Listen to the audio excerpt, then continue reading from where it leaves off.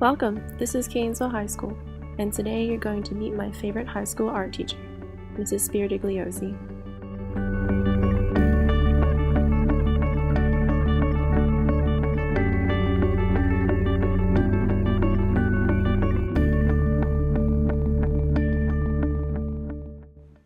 So Miss S., I was your student for 3 years and I never really thought to ask about your own artwork.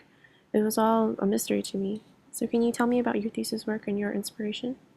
What's the point of making something if you're not making it for some sort of, artists in some ways are quite selfish. They just sort of make and do what they want for themselves. I took the architecture that I was interested in.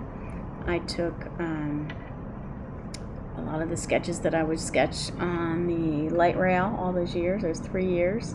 When I was 22, my great-grandmother died, and then 6 months later, my grandmother died of cancer.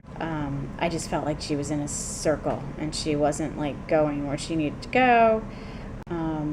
So of course I was reading the Tibetan Book of the Dead, and there are all these levels they say you go through after you die, and I just felt like she was stuck. And in Japanese architecture and Chinese architecture, there's always gateways. Like they put them in the water, and they're beautiful. You see, I don't know where, I think this one's in China, but there's like this one place you can go, and there's just a giant row of gateways, and they're red that you can go through. And I don't know, it just started to seem more about a passageway or a direction, like you're going to go through this one, and then you're going to go through this one, and eventually, you'll be at peace or wherever you go, right? So that's why I started making these gateways. And I think what was really important about them is they were really fragile, which is just, like a corny metaphor for life, but it was, a metaphor, and, she suffered, and she got to be so frail and sick that it was in my thinking as, I think that's why I kept starting to just make these sticks that if you just touched them the wrong way, they would break, especially those in particular, because they were low fire, which they don't get as hard. But it started just being like a healing thing, and once I started, I didn't stop. And you needed to make, for your thesis show, you need to make a body of work. I love that one. I don't know why.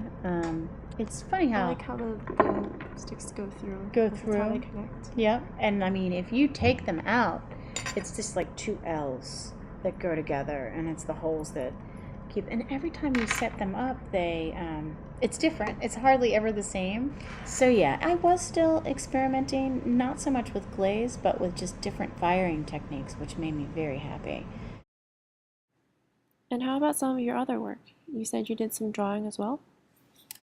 You've got to kind of, he would give you assignments, but at some point it was sort of you gear yourself to what you want to draw, which is why I was focusing on my backyard of this giant house that I lived in by BWI Airport. It was the best.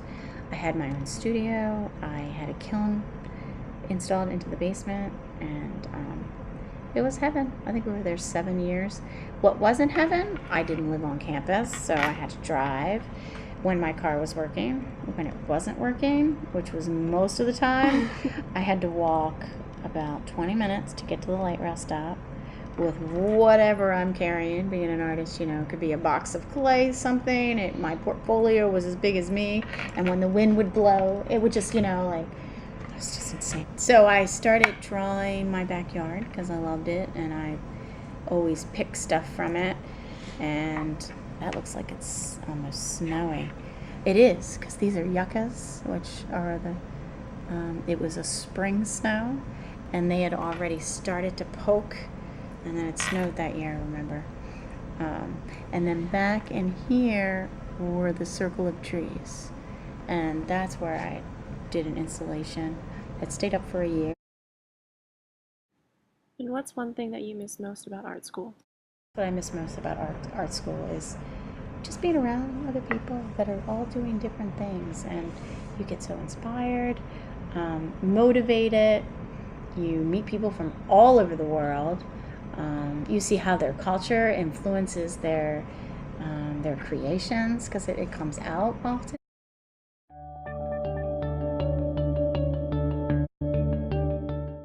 FYS freshman year.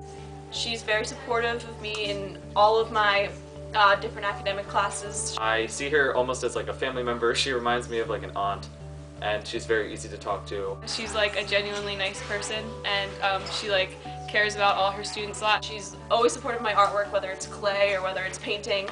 I can really see when she's proud of her students. One of the first people to tell when I got into colleges. She was always really excited for me. So yeah, she's just like a really great teacher to have.